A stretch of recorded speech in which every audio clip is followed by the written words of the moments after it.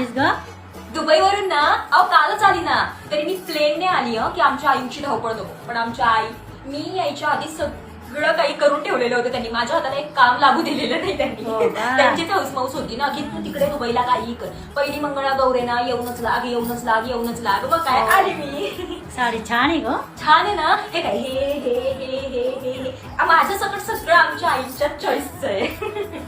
मंगळागौरचे खेळ येतात का बाई? अहो मग काल मी आली ना दुबईवरून, तेव्हापासून वंश माझी तीच प्रॅक्टिस घेत आहेत की नाही वहिनी तुम्हाला खेळायचंच आहे खेळायचंच आहे. म्हटलं खेळते. थांबा मी करून दाखवते तुम्हाला.